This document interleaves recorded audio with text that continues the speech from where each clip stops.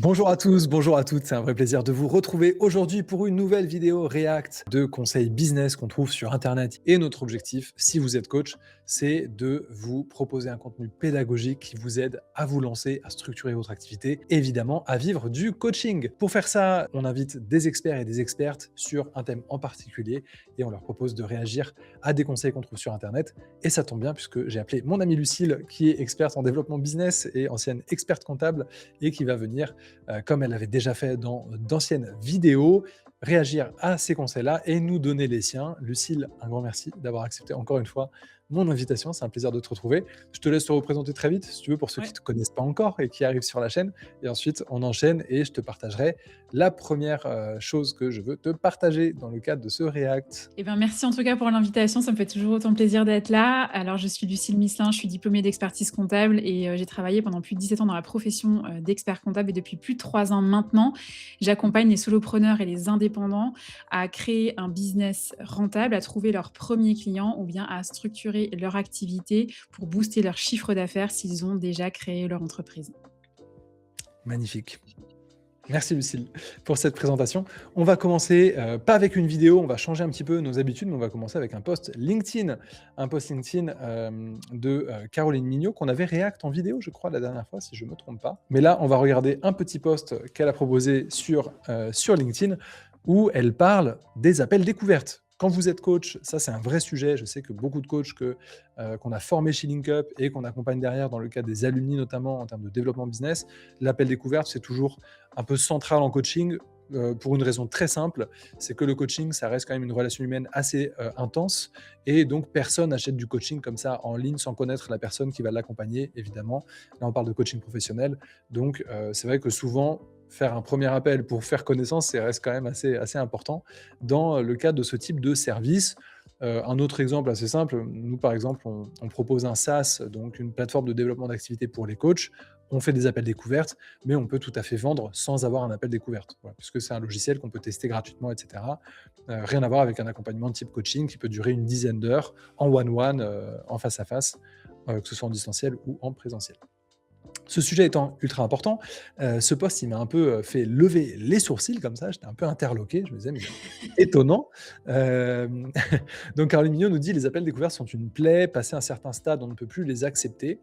4 calls de 30 minutes par semaine, un client signé, blablabla». Bon, l'idée, c'est que c'est une charge, en fait, et qu'on donne beaucoup de valeur gratuitement puisqu'elle nous dit qu'un call découverte, entre guillemets «gratuit», c'est un audit gratuit déguisé, un piège à people pleaser, un cadeau pour les touristes.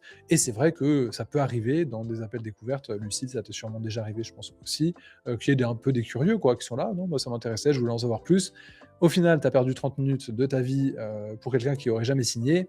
Bon, il y a des manières de filtrer un petit peu avant et il y a toujours, je pense, un niveau optimal de filtre à avoir, tu vois? Parce que si tu filtres à fond, bah, tu auras que des gens qui sont prêts à signer, mais du coup, tu parleras à pas grand monde, pratiquement personne. Si tu filtres pas du tout, tu auras beaucoup de touristes. Et elle nous dit carrément, bah, faut arrêter les appels découvertes. Et ce qu'elle conseille à la place, c'est de faire des audits payants. Elle conseille aussi de faire des formulaires de qualification obligatoires avant le call et d'annoncer en clair son tarif sur la page. Autant je suis complètement d'accord avec les deux autres points, le formulaire de qualification sur le Calendly, c'est très simple à faire. Sur Calendly, on fait un petit formulaire. Sur notre plateforme de Coach Pilot, vous pouvez aussi paramétrer le formulaire de prise de rendez-vous et donc faire deux, trois questions du type combien vous êtes prêt à investir, c'est quoi vos problématiques aujourd'hui, pourquoi vous voulez faire, appel à un coach. Annoncer son tarif, c'est aussi, moi j'aime bien quand les gens annoncent leur tarif. Il n'y a rien qui m'énerve plus en fait, de vouloir avoir à faire un service et de pas connaître le prix. Mais après, l'idée de remplacer les calls découvertes gratuits par un audit payant, ça me semble un petit peu saugrenu, parce que, il y a quand même cette première rencontre qui doit se faire à un moment, surtout pour de la vente et du service de type coaching.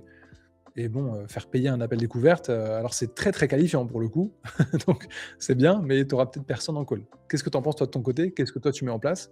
Et c'est quoi ton Alors, avis? déjà, je voudrais quand même souligner le fait que c'est marrant, mais c'est exactement ce que Caroline Mignot, en fait, elle fait, c'est-à-dire que, ses appels découvertes, ils sont payants, hein, donc Ah voilà, bah, parce OK. qu'elle fait des Mmh. elle fait des audits, elle fait des better calls, donc Ah voilà, voilà, bah, OK, ouais. Au ouais. moins c'est cohérent, elle fait ce qu'elle dit Au et mo tout, au c'est au une vraie moins au chose. moins elle applique ce qu'elle Ouais. conseille, voilà. Alors moi, moi, je suis assez partagée, sur la chose. Je pense qu'il y a 2 types de business, tu vois? Il faut séparer, en fait, les rendez-vous vraiment de pure vente où tu vas pour découvrir, en fait, le besoin de ton prospect, comme exactement ce que moi je fais, hein, pour mes programmes Exactement. d'accompagnement quand tu veux candidater à un programme.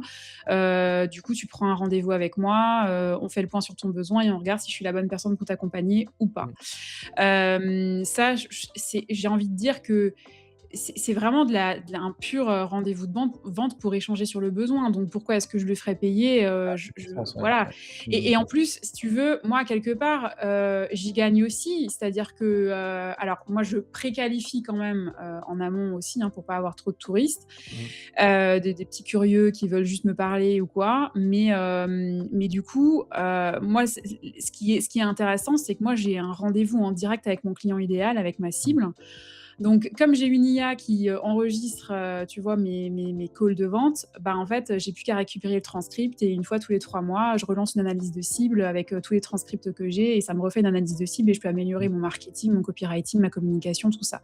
Bien sûr, Donc ouais. ça, je trouve que c'est, un avantage et à quelque part, moi, c'est un vrai rendez-vous de vente, donc je verrais pas pourquoi je le fais payer. Après, dans le rendez-vous de vente, moi, je fais pas non plus un audit complet, hein, d'un business, tu vois, Ce où qui est je le donne piège, vraiment même tu vois, dans lequel tombent beaucoup de coachs, je pense aussi. Et en oui, coaching, tu vois, il y voilà. a un peu cette idée de l'entretien préalable où tu vas déjà commencer à bosser la demande, le besoin et tout de la personne. Et beaucoup de coachs tombent, en effet, là, on est d'accord aussi avec Caroline en l'occurrence, dans, Ouais. pas un audit en l'occurrence, mais donner beaucoup trop de valeur dans l'appel de vente et commencer l'accompagnement alors qu'on n'a pas encore vendu. Et ça, c'est Mais le ça, c'est parce que, je pense, que les coachs qui font ça et d'une façon générale, les entrepreneurs qui font ça, c'est qu'ils n'ont pas structuré, en fait, leur appel de vente, hein. Parce qu'un appel de vente il y a une structure, il y a plusieurs rubriques, en fait, à passer, hein. C'est comme une page de vente, c'est exactement pareil. C'est-à-dire qu'on va aller à l'exploration du besoin, on va rappeler qui on est, pourquoi est-ce qu'on a la bonne personne pour accompagner la personne qui a ce besoin-là. On va présenter l'offre et en fait, à un moment donné, bon, bah, la question va être, «Est-ce que tu signes? Est-ce que tu signes pas?» Évidemment, on ne pose pas la question comme ça et la réponse, elle va pas non plus arriver tout de suite. Mais je veux dire, un rendez-vous de vente, c'est à quelque part, normé, tu vois? Donc ça, dès l'instant où tu respectes pas ce cadre-là, oui, évidemment que tu t'y perds, tu te disperses, tu fais n'importe quoi et puis du coup, tu commences déjà à faire ton coaching avant même que la personne, elle a signé, quoi. En fait, Donc tu te laisses savoir voilà. par la personne face à toi qui est intéressée par ton expertise, qui va de bonne foi aussi peut-être te poser des questions et Bien essayer sûr. de tirer le max, tu vois? Et le but, c'est, peut-être d'en donner un petit peu, mais évidemment de pas se laisser embarquer par la personne Oui, qu'on a tout face à à fait. soi et Bah, de moi, maîtriser c'est le ce que temps, je quoi. fais. Moi, j'en donne quand même un petit peu. C'est-à-dire que, tu vois, je relève les problématiques, je dis: Ah «Bah, oui. en fait, à ce stade, toi, tu as ce problème-là, tu as ce problème-là, moi, je le verrais comme ça». Parce qu'à un Mmh, moment donné, il faut quand même un peu démontrer l'expertise, hein. Tu as bien pas sûr. trop de choix non plus, parce que c'est une question de confiance. Enfin, je fais pas de coaching, mais je fais de l'accompagnement et ben, c'est un peu pareil, hein. Ça repose sur de la confiance, entre 2 êtres humains. Bien sûr. Mmh. Donc voilà, donc ça je le fais, mais je veux dire sans rentrer non plus dans les détails. De toute façon, moi, c'est très timé, c'est 45 minutes chez moi et je peux pas déborder parce que j'ai souvent des rendez-vous qui suivent. Donc après, à un moment donné, quand tu es pressé par le temps, D'accord. tu finis Ouais, par te recadrer tout seul, hein, tu vois? mmh, Après, je complètement. suis d'accord avec elle sur les autres types de business et je pense notamment aux avocats, Oui. ou aux professions libérales, réglementées, tu vois? Ça peut être aussi le cas des experts comptables, des notaires, et cetera, puisque les rendez-vous, en fait, sont pas, pour aller explorer le besoin, pour savoir si l'avocat est la bonne personne pour accompagner, même si oui, on explore quand même Mmh. le besoin, surtout en cas de conflit d'intérêts. Enfin, c'est surtout Mmh ça mh. qu'on va regarder. Mais c'est aussi déjà pour apporter des premières pistes et ces premières pistes qu'on peut apporter nécessitent quand même une étude juridique au demeurant. Et un vrai Donc travail. Mmh. là, oui, en effet, là, tu délivres de la valeur, et tu délivres de la compétence. Donc oui, effectivement, je trouve ça tout à fait normal de faire payer les rendez-vous. C'est ce qui est fait aussi par des, je connais des architectes d'intérieur qui font ça aussi. Ouais. Ils font la première visite, tu vois, avec un bien que tu veux acheter, ils viennent avec toi et le modèle souvent que j'ai pu voir, c'est, la première visite, si derrière on bosse sur le chantier ensemble, je te l'offre. Si c'est pas Mmh. le cas par contre, bah, elle est facturée. Voilà et Oui. Oui, parce que tu il y a ce récupères quand même quelque chose derrière, c'est quoi. Tu ça, c'est récupères ça. du conseil ou un livrable ou un truc, enfin, en tout C'est ça, cas, oui, parce que voilà. tu reçois des plans, en fait, tu vois? C'est-à-dire que ça, concrètement, bah, Mmh. l'avocat te donnera des conseils juridiques à partir de l'analyse de la situation et proposera un travail et là, la personne, en fait, va te dire: «Bah, voilà ce que moi j'imagine pour toi». Bon, aujourd'hui, avec avec ChatGPT ou autre, peut-être que les architectes d'intérieur, il y en a un petit peu moins besoin, il y en a toujours besoin évidemment, mais on a accès à ce type d'expertise un peu plus facilement avec Nano Banana et tout, mais reste qu'en effet, c'est un système qui est pas mal. L'idée de se dire: «OK, bah, si on bosse de fait ensemble derrière, je t'offre la petite séance, la demi-heure qu'on a passée ensemble, bon, c'est faire, tu vois? C'est plutôt un geste commercial, on dira. Mais si c'est pas le cas, par contre, c'est bien facturé parce que j'ai passé du temps, j'ai analysé quelque chose. En l'occurrence, ça marche pas mal avec les avocats, comme tu l'évoquais. Et voilà. Après, c'est vrai que je trouve que dans son poste, elle le fait sûrement exprès aussi pour avoir un peu quelque chose d'un peu choc en mode arrête les appels découvertes, ça sert à rien, machin. Parce que quand elle parle d'audit payant et tu te dis voilà, elle fait les better calls, en gros, c'est un call de consulting de 15, C'est 30, ça. 40 ou 1 heure maximum. Et c'est pas du tout la même chose, ça n'a rien à voir en fait. Un call de consulting, c'est un call de consulting qui de fait doit être rémunéré, on est bien d'accord. Et en fait, je pense que le piège qu'elle présente, mais pas tel quel, mais qui est induit par son poste, c'est ce qu'on disait, c'est-à-dire de faire du call découverte un call de consulting, ce que c'est pas censé être, évidemment. Voilà. Tout à fait. Magnifique. On passe Après, c'est vrai que vas-y. son poste, il est pas très, il est pas très détaillé. Donc, du coup, tu Non, as il est rapide, ouais. Mmh. très, très, très rapide pour, déboucher sur sa vidéo YouTube, du jour. Bon, voilà, donc tu peux un peu effectivement, mal interpréter les choses, mais, voilà, En tout cas, c'était une base de discussion intéressante, je pense. Les amis, exactement. j'espère que vous avez pensé la même chose. Au niveau donc, pour terminer là-dessus, le conseil qu'on peut vous donner, je pense, par rapport à ça, si vous êtes coach en tout cas, c'est surtout vos appels découvertes, faites-en, évidemment laissez-les gratuits. Enfin, ça me semble un petit peu absurde dans ce cadre-là de les rendre payants, mais il ne faut pas que ça se transforme en séance de coaching gratuite et c'est ça le piège et là je suis 100 d'accord avec Caroline, Mignot. Et ce que j'ajouterais aussi, c'est que le formulaire de qualification avant le call, c'est hyper utile. Voilà, je ne sais pas si tu as des bonnes pratiques à donner là-dessus, Lucille, hésite pas, et annoncer éventuellement vos tarifs, why not? Après évidemment, on peut toujours annoncer un tarif et derrière, proposer quelque chose de de de variables en fonction de ce qu'on va proposer à la personne. Mais moi, je suis plutôt dans l'optique, en effet, je pense comme toi, hein, pour le coup, de proposer un tarif fixe avec un programme fixe. Et ensuite, l'accompagnement sera différent pour chacun, mais il y a quand même une base qui fait qu'on ne se retrouve pas avec un sentiment un petit peu que le prix est à la tête du client, ce qui est quand même très désagréable quand on est prospect et Après, je qu'on a un peu cette crainte. Voilà. ouais, je suis d'accord avec toi. Moi, il y a un enfin, je suis d'accord avec ce que tu as dit en introduction, Mm. de cette rubrique-là, qui est que, il y a rien de plus insupportable, les gens qui affichent pas leurs tarifs. Moi, ça m'insupporte aussi. Après, évidemment, quand tu vends de la compétence, tu vois, bon, ben, là, c'est sur devis, donc forcément, tu ne peux pas afficher ton tarif. En revanche, pour du coaching, on est sur, des offres qui sont bien souvent packagées. Je pense dans Qui 99 des cas, c'est le En cas. tout cas, si elles le sont pas, moi, je vous recommande de les packager, hein. Ah Je ouais, pense que si, ça pour c'est le coup, clair. c'est beaucoup plus simple à vendre, ouais. Ça c'est sûr. Parce que de toute façon, on sait très bien que la transformation ne se fait pas en séance, de coaching one shot, elle se fait sur plusieurs séances. Donc de toute manière, à mon sens aussi, il faut packager absolument les programmes de coaching qu'on vend. Et là, effectivement, voilà, il faut que alors, tu peux avoir plusieurs formats, mais en tout cas, il faut qu'il y ait le prix affiché. Il faut que le prospect, en fait, quand il atterrit sur ta page de vente et qu'il lise ta page de vente, il sait exactement, en fait, ce qui va lui a Mmh. ce qui lui attend, le prix, et cetera. Ça permet déjà de pré-filtrer. Ensuite, un deuxième filtre. Alors moi, tu vois, j'ai arrêté les questionnaires, depuis, 2026, j'ai arrêté les questionnaires de préqualification, longs comme le bras, et cetera, parce que je trouvais que ça créait trop de friction, en fait, tu vois? Les gens ont peut-être pas forcément envie, de remplir sur un questionnaire, tu vois, leur projet de business, et cetera, et cetera. Donc j'ai supprimé ça. Par contre, j'ai remplacé par plusieurs, questions. Alors déjà, la question de base, c'est de savoir comment ils m'ont connue, parce que ça, c'est important, il faut quand même le rappeler, de, bien connaître la provenance de ses clients pour savoir quels sont les canaux d'acquisition qui fonctionnent.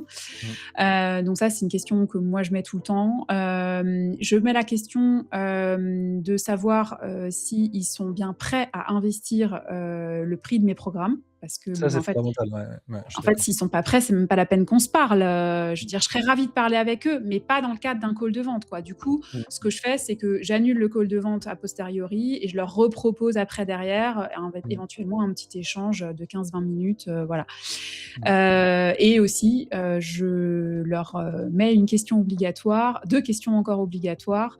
La première, c'est qu'ils ont bien vérifié que l'adresse mail est la bonne, parce que parfois on peut se tromper, ça m'est déjà arrivé et donc du coup les invitations, elles arrivent pas.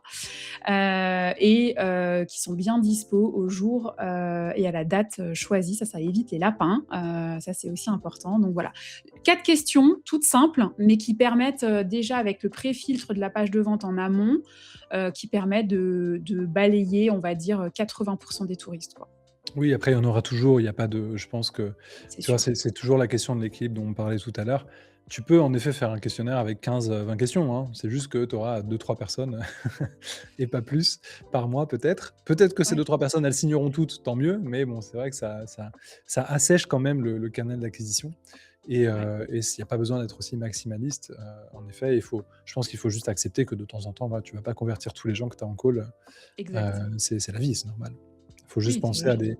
à des canaux derrière pour les entretenir le lien derrière, donc des gens avec Tout à qui on fait. signe pas, bah, podcast, newsletter et tout, ce que tu as d'ailleurs, Ouais. ce qui est plutôt pas mal. Je te propose qu'on passe au deuxième extrait qui, cette fois, est une vidéo. Les amis, par contre, c'est une vidéo en anglais, donc je vais mettre des gros sous-titres en français pour ceux qui ne parlent pas anglais et c'est la vidéo de ce monsieur qui s'appelle Alex Hormozy. Pour ceux qui le, connaissaient pas, c'est, comment le décrire? C'est un espèce de coach business un peu? C'est un peu un influenceur, entrepreneur, serial entrepreneur, lifestyle, Ouais, muscu, je pense plutôt serial influencer. entrepreneur, qui a fait de ses expériences entrepreneuriales, en fait, un peu son fonds de commerce aujourd'hui, je Ouais, dirais, puisqu'en fait, il a accompagné, sur de l'acquisition client, des salles de gym à l'époque, voilà, aux c'est États-Unis, ça. hein, Oui, oui, oui. voilà. Mmh. Alors le modèle est complètement différent, et le Ouais. modèle d'acquisition est complètement différent par rapport à la France, c'est-à-dire qu'eux, Mmh. ils fonctionnent beaucoup sur la publicité. Mmh. Donc voilà et puis de fil en aiguille, en fait, il a monté son business comme ça et maintenant, bah, il fait des De l'influence? conférences, de Oui, voilà, c'est ça. l'influence, et Et je cetera crois qu'il donc a un fonds d'investissement, si je me trompe pas, Acquisition oui de aussi, Fonds, ouais, un ouais, truc comme ouais, ça. ouais, ouais, effectivement, ouais, Bref, ouais. et dans cette vidéo, en fait, il s'interroge sur ce qui fait, pour ceux qui lisent pas anglais, les amis, what makes the perfect business, 5 things, donc les 5 choses qui font un business parfait. On va pas les regarder toutes les 5 parce que, ça c'est pas forcément lié au coaching, mais il y en a 2, je pense, qui sont ultra intéressantes vis-à-vis du coaching, en tout cas, du coaching professionnel. La première chose, c'est la rétention, on va voir ce qu'il en dit et la deuxième chose, c'est la question du prix et du pricing, donc comment, augmenter ses prix en l'occurrence, hein, et en quoi notre positionnement nous permet d'augmenter nos prix. Je vais te mettre du coup le premier extrait de cette petite vidéo. Pour ceux qui ne lisaient pas, enfin, ne comprenaient pas pardon, l'anglais, je vous ai mis les gros sous-titres là comme ça en rouge et noir juste devant. Let's go. So let's get started with number one, sticky. It's the most important thing. If you do not have what's called revenue retention, you have nothing. Revenue retention just means how much revenue from last year you retain to the next year. That's all it is. If you don't have that, you will always be in the sales business. So John Paul DeJoria, who started Paul Mitchell, he started Patron, he says this quote that I always remember. He says, you want to be in the resale business, not in the sales business. And so there's two types of retention that people discuss. One is logo retention, which is if you had 100 customers in January, how many do you have now? And then the second is the revenue retention piece, which is if you made $100 from those customers in aggregate in January, how much do you make from that same cohort or group of customers today? And so OK, c'est fini. Pour ceux qui nous écoutent, sans regarder forcément la vidéo, donc en gros, là, il nous dit que la première chose qui fait un business parfait, c'est la capacité de rétention de notre business et là, il nous dit: «Il y a 2 types de rétention». Il y a, la première chose, la rétention, bah, des personnes en tant que telles, donc combien j'avais de clients en janvier dernier et combien j'ai de clients maintenant, donc N-1 quoi, comparé à l'année dernière et deuxièmement, sur ce même groupe de personnes, combien j'ai généré de CA, en combien ces personnes m'ont donné d'argent, pardon, combien ces personnes m'ont donné d'argent l'année dernière et combien ils m'en donnent aujourd'hui. Donc c'est la question de la rétention et de la fidélisation. Ça, c'est une question qui est souvent centrale, je pense, c'est dans tous les conseils business qu'on peut avoir.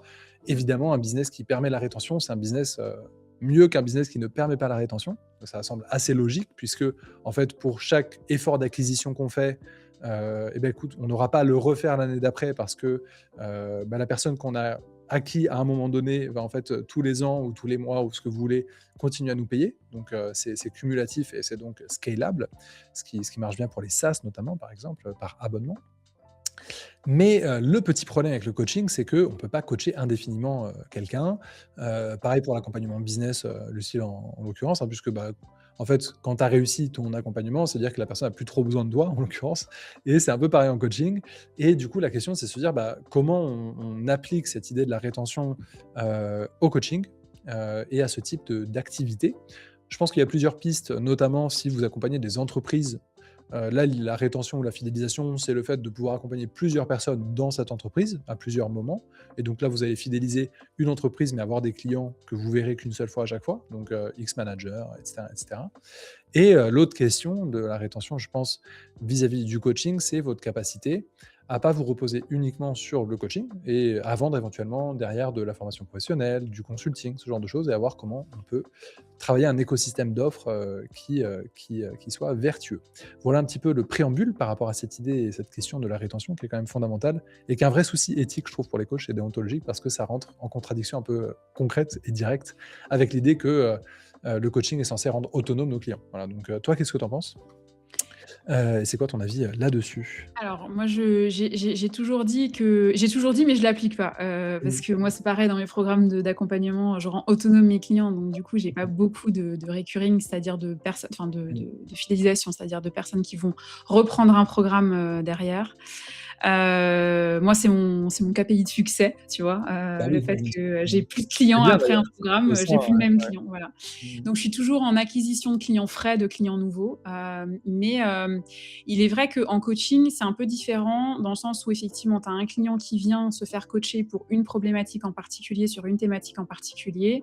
Ouais. Il peut très bien revenir en fait, 6 mois plus tard ou 1 an plus tard, cette thématique étant réglée, ben, sur en fait autre chose, tu vois? Mmh. Que ce soit, je pense quand tu fais du coaching B2C ou B2B, que tu accompagnes des entreprises ou que tu accompagnes des personnes, des particuliers. On a tous des problématiques dans la vie qui, OK, sont réglées par un programme de coaching, mais qui après peuvent emmener d'autres problématiques derrière. Et donc, voilà.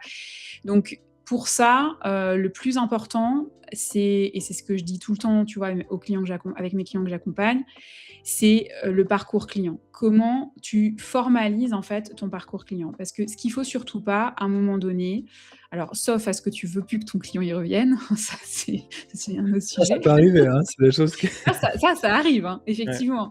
Et donc du coup, dans ce cas-là, il faut trouver quelques petites parades dans ton parcours client pour ne pas qu'il revienne.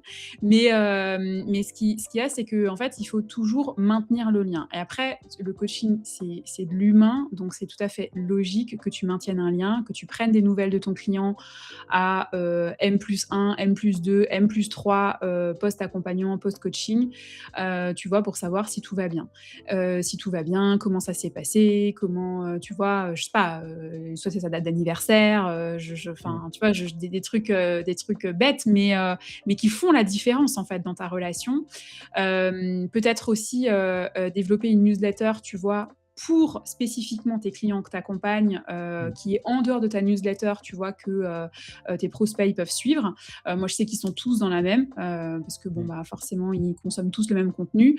Mais voilà, il faut vraiment, penser parcours client et à quel moment, en fait, tu vas aller re-shooter ton client, pour aller, déceler d'éventuels besoins. Pas lui proposer autre chose, mais déceler d'autres besoins. Parce qu'un client qui a été content de ton coaching, beh, en fait, il a toutes les raisons de revenir pour, un autre coaching chez toi.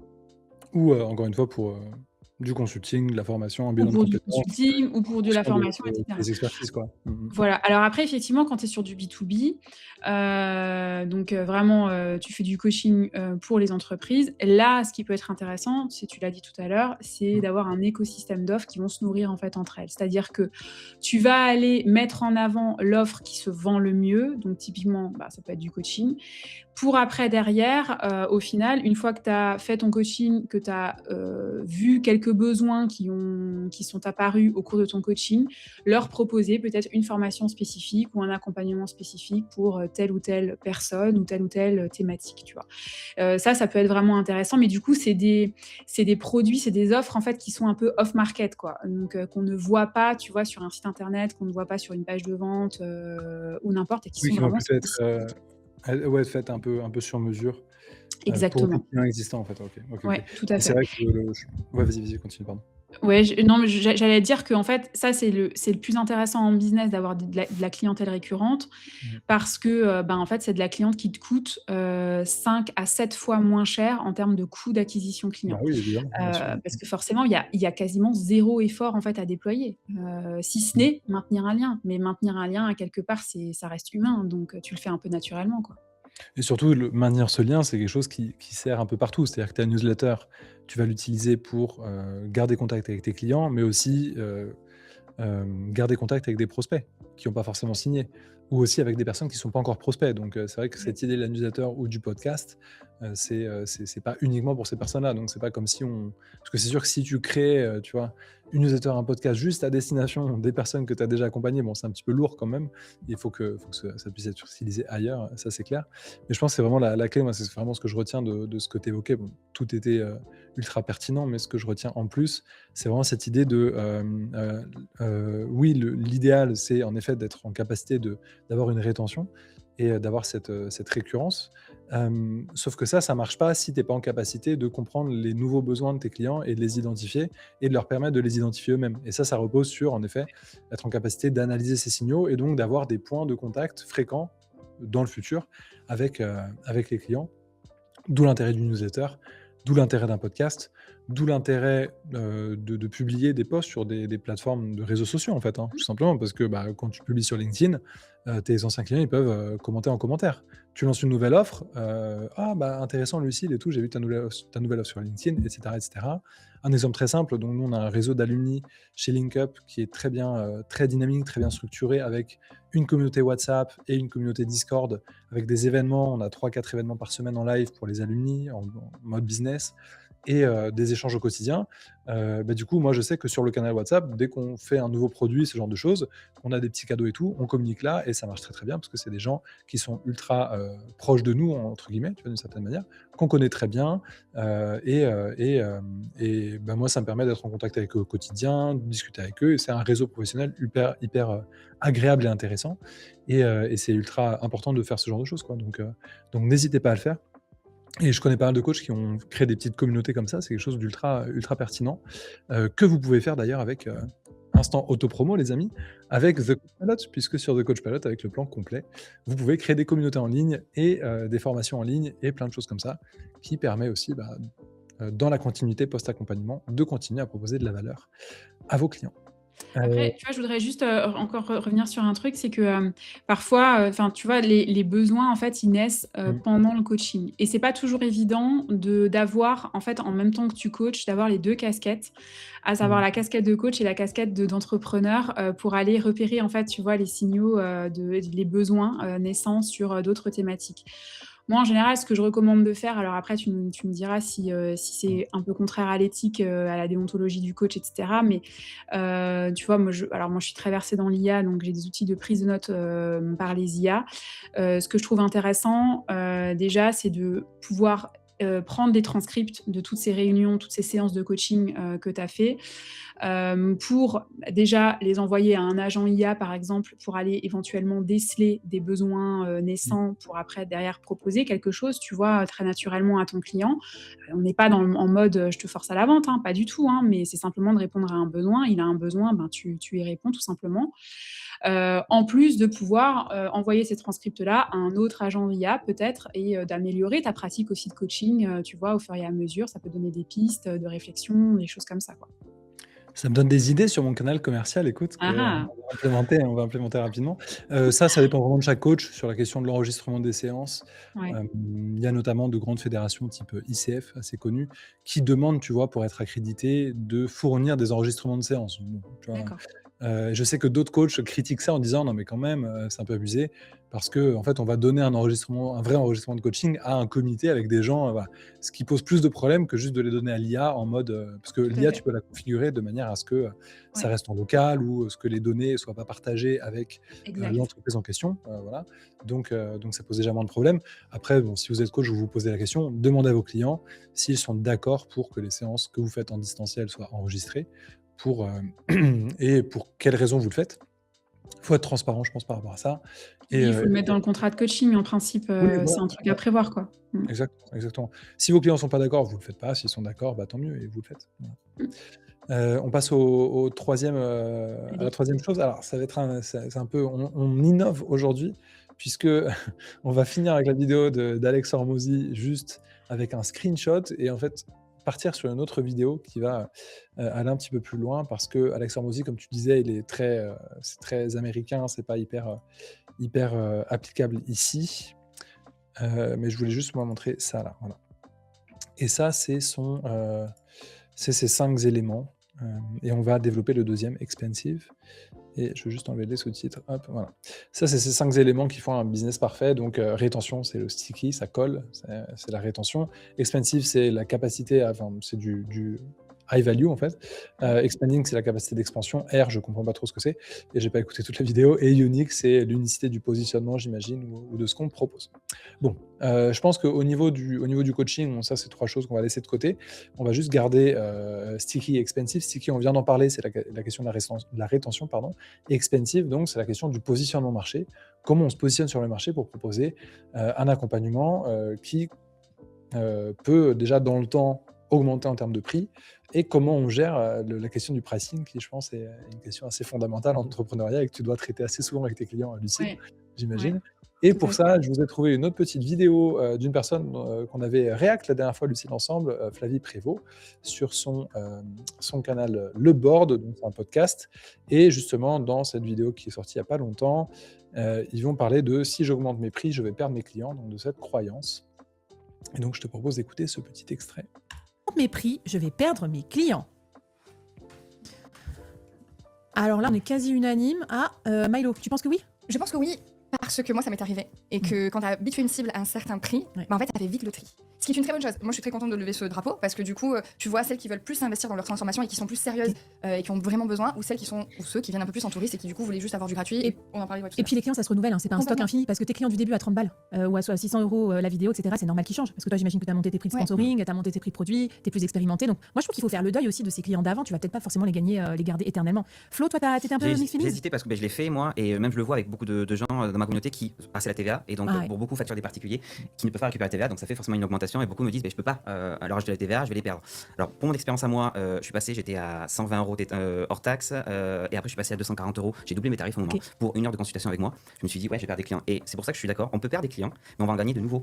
Et du coup j'ai eu des gens qui avaient des soucis un peu plus complexes que des soucis on va dire un peu plus simples, etc. Ils avaient des questions un peu plus profondes et du coup je faisais moins de clients mais je faisais plus de chiffre d'affaires. Donc voilà, ça c'est pour mon expérience personnelle. Et après pour d'autres personnes de ma communauté, beaucoup d'esthéticiennes, etc. qui devaient facturer la TVA m'ont dit je peux pas augmenter mes prix. Je fais ok, moi ce que je te propose, enfin aujourd'hui comment est ton agenda? J'ai 1 mois et demi complet, etc. Ouais. Je dis du coup tu as déjà des gens, des fidèles bah personnes, oui. augmente tes prix, passe à la TVA et tu verras, tu testes pendant 3, 4, 5, 6 mois. Et après je suis venu les recontacter, ils m'ont dit mais j'aurais dû le faire plus tôt. Et en Bien fait sûr. ils ont perdu certainement des gens, mais du coup maintenant ils ont un agenda de 3 semaines, 4 semaines, voire 1 mois au lieu d'1 mois et demi. Mais t'as le côté, t'es passé à la TVA, t'es un peu Moi, triste. j'ai des incubés, ils te reconnaîtront là.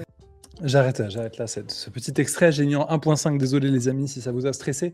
C'était pour qu'on passe pas 2 heures à les écouter, même s'ils sont très intéressants. Qu'est-ce que tu en penses sur ce positionnement prix, toi, Lucille? Je vais arrêter le partage et on terminera avec cet extrait, en l'occurrence. Alors oui, c'est un axe de positionnement, hein, de se positionner sur le prix et donc du coup derrière d'augmenter le prix, tu vois, d'être forcément un peu plus cher. C'est d'ailleurs un excellent positionnement. Moi, je le recommande. C'est pas forcément celui que je mets en place chez mes clients, tu vois, un positionnement par le prix. Il y en a d'autres à mettre en place et d'ailleurs j'ai moi-même enregistré une vidéo YouTube qui sort cette semaine sur les 8 positionnements. Tu m'enverras, je le mettrai en Ouais. description. Voilà, parce que c'est intéressant le prix arrive dans les derniers axes vraiment le dernier axe de positionnement en fait. Donc voilà. Maintenant, oui, effectivement, quand tu as déjà construit une audience, oui, c'est sûr que l'audience, elle est habituée à tes prix, donc forcément, tu vas avoir un peu de casse au passage. Ça, c'est une certitude, ça de toute façon. Maintenant, je pense qu'une augmentation de prix doit aussi s'accompagner à un moment donné, peut-être pas forcément d'une refonte totale de l'offre, mais tu vois, de voir comment on réorganise un petit peu les choses, qu'on réorganise un peu les livrables, tu vois, histoire qu'on fonde un peu mieux cette augmentation de prix. Bon, c'est sûr que si tu fais une augmentation de prix juste sur du prix du consulting et que tu passes de 120 à 240 balles, bon, il n'y a rien à refondre, hein, ça c'est certain. Donc oui, tu vas être beaucoup plus cher. Et oui, je suis d'accord avec ce que Florian, donc la micro by Flo, disait justement chez Flavie. C'est que oui, ça te ferme des portes, ça t'en ouvre d'autres aussi. Voilà. Après, tu vois, moi je prends mon exemple perso, hein, j'ai ma toiletteuse pour mon chien qui m'a annoncé qu'elle augmentait son prix. Elle passe de 55 € la séance de toilettage à 85. Bon, bah, j'y vais plus, hein, parce que Beaucoup. Ouais. là, pour le coup, ça va être exactement le même toilettage. En termes de prix du marché, elle sera beaucoup plus chère. Je vais avoir la même prestation. Je vois pas en fait l'intérêt de payer plus cher. Tu vois ce que je veux dire? C'est que du coup, Mm. en fait, j'ai pas la perception. Elle se place sur un niveau de prix premium, mais moi, j'ai pas la perception en fait du premium. Tu vois? Surtout qu'on est sur J'ai on est sur un type de prestation qui est plutôt utilitaire pour le coup. Ouais, Tu vois, beaucoup. qui est pas quelque chose enfin, l'accompagnement business, par exemple, c'est quelque chose qui va te permettre de vivre. Donc, tu peux comprendre, te dire, ok, bah, l'accompagnement business là, avec Lucille, bon, bah, elle a augmenté ses tarifs.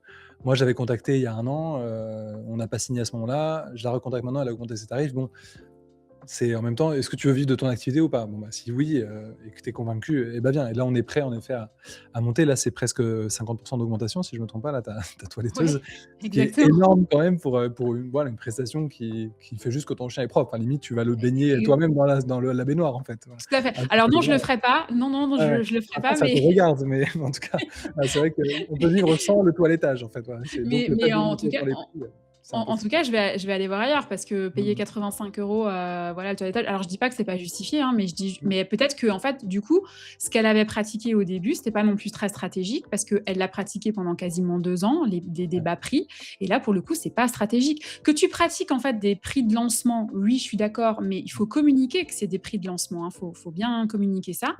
Mmh. Pour que après, quand tu augmentes tes prix, ben oui, ça paraît logique et ça paraît et ça devient une évidence. Après, il faut pas oublier non plus qu'un positionnement par le prix, quand tu commences à être du premium, il faut que tout respire le premium, hein. Mmh. Attention, faut que l'expérience soit premium. Faut que tu vois, je sais pas, par exemple, tu bosses en coaching avec tes clients, faut que tu aies un espace collaboratif premium avec tes clients. Faut que tu aies des livrables premium.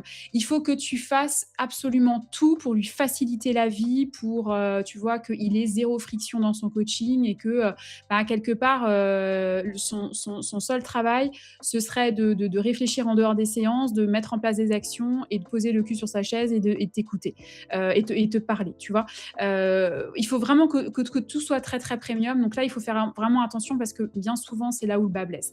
Après, j'ai envie de dire aussi que l'étape préalable avant d'augmenter le prix, c'est aussi, à un moment donné, d'optimiser le back office. Parce Mmh. qu'il y a certainement des choses parce que qu'est-ce qu'on fait quand on augmente un prix? En fait, ce qu'on recherche, c'est gagner plus. Mais justement, il y a peut-être des choses, en fait, à faire pour gagner plus, tu vois? Sans forcément aller augmenter des prix. Moi, par exemple, c'est ce que j'ai fait avec mes programmes d'accompagnement. Ben, j'ai pas augmenté mes prix depuis le début, depuis 3 ans maintenant. Je les ai toujours pas augmentés. Par contre, je gagne beaucoup plus depuis, ben, les 3 ans que j'ai mes programmes parce qu'en fait, j'ai tout automatisé quasiment. Ce qui fait que, ben, en fait, ma marge, elle s'est améliorée, quoi et donc du coup, je Et peux tu peux peut-être conserver, avoir en plus fait, de clients aujourd'hui en mes même prix. temps, et cetera, et cetera. Mmh. Voilà.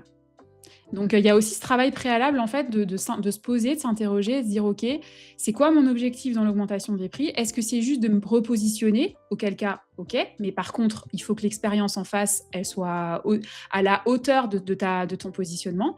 Ou bien est-ce que c'est pour, gagner plus? Et là, dans ces cas-là, ben, OK, il y a peut-être d'abord, de la restructuration complète de ton business à faire avant. Ouais, et du coup, Heu c'est vrai que souvent on a tendance, moi j'ai l'impression de voir beaucoup de conseils, bon un peu LinkedIn et un peu gratuits du coup, donc qui sont à prendre avec des pincettes quand même, sur cette idée que, faut que tu augmentes tes prix. Tu pas augmenté tes prix depuis un an, faut que tu les augmentes. Les gens achètent ton prix là, ça veut dire qu'ils peuvent acheter plus cher. Ce genre de choses. Ce qui me semble assez aberrant parce qu'en fait, on t'augmente pas tes prix juste parce qu'il faut les augmenter. C'est ce que tu dis. C'est-à-dire que si tu augmentes tes prix, il faut qu'il y ait une raison réelle derrière et c'est pas juste: «Ah bah tiens, moi je vendais, 100 € de l'heure, donc je vais vendre 200 parce que j'arrive à vendre à 100. Donc je vais tester 200, on verra si ça marche ou pas». Ça, c'est ultra dangereux, je pense, parce que c'est vraiment du doigt mouillé, en fait.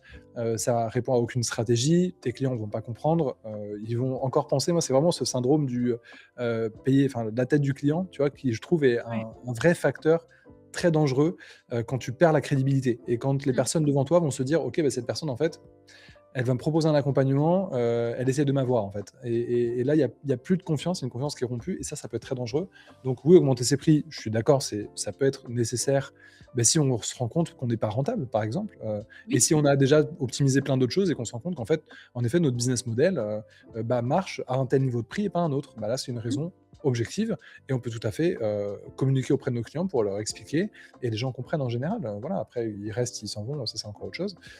Et l'autre question, c'est peut-être un upgrade de la qualité du service qui, moi je suis 100% d'accord avec toi, peut justifier une augmentation parce que tu as mis en place de nouvelles choses qui permettent une meilleure expérience, de meilleurs retours clients, de meilleures atteintes d'objectifs, et donc plus d'impact.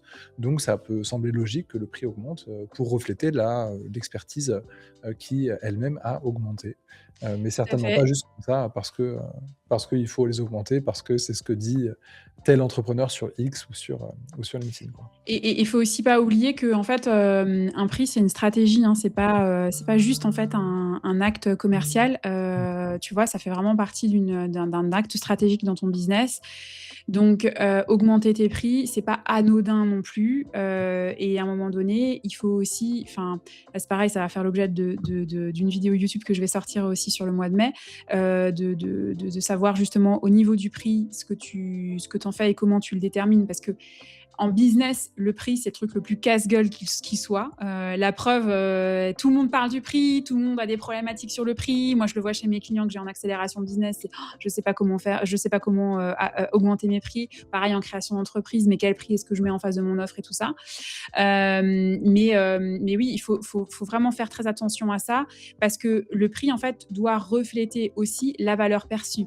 Donc, si tu factures ton accompagnement de coaching, tu vois, je sais pas, tu as 10 séances et tu factures ça 500 €, alors même que derrière, tu permets à ton client une amélioration de sa vie où tu lui évites de perdre de l'argent et je sais pas, tu évites soit il a un gain potentiel, soit il s'évite une perte potentielle.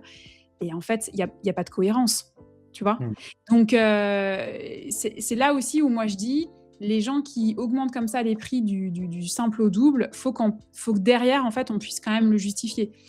Florian de la Micro by Flo, lui, il le justifie via l'expérience, via la communauté qu'il Ce a. qui est Et une il veut peut-être justification, aussi ouais, filtrer, bien hein. sûr. Et puis, il veut peut-être aussi filtrer parce qu'il avait peut-être trop, tu vois, de séances de consulting à 120 € et qu'à un Et moment là, on donné, voit que c'est stratégique. C'est-à-dire que lui, il se dit: «OK, moi, j'attire une exactement. cible qui est pas assez premium à ce niveau de prix. Je veux Ouais, changer mon positionnement» et le prix, comme tu le disais, c'est une variable d'ajustement de son positionnement. tout à fait. Plus tu as un prix haut, plus tu as un positionnement premium, ce qui est assez logique. Je pense que ça, c'est un peu le Ouais. le b.a-ba, mais c'est vrai. C'est-à-dire que, voilà, plus tu as un prix haut, plus c'est filtrant et plus, comme il le disait, les problématiques vont changer et complexifier, ce qui est normal puisque, tu attends pas la même chose d'un consultant à 200 € de l'heure que d'un consultant à 50 € de l'heure, ce qui est C'est clair. logique. Mmh. Merci beaucoup Lucile, c'était un plaisir d'être avec toi Merci à encore une toi. fois. Les amis, j'espère que vous avez apprécié ce nouveau React. Si vous aimez ce format, dites-nous en commentaire, abonnez-vous, n'hésitez pas à liker et à partager la vidéo. C'est un plaisir de les faire avec les différents invités. Donc n'hésitez pas à nous donner de la force, ça nous fera plaisir. Comme d'habitude, je vais vous mettre en commentaire toutes les informations qu'on a évoquées aujourd'hui.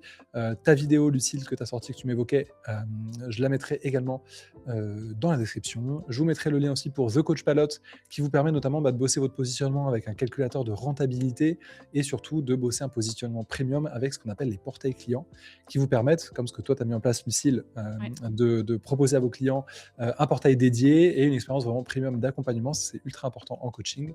Donc n'hésitez pas à le faire et à y jeter un œil. À très bientôt les amis. Lucille, merci encore. C'était un Merci à plaisir de toi. t'avoir. À la prochaine. Ciao, À ciao. bientôt. Ciao.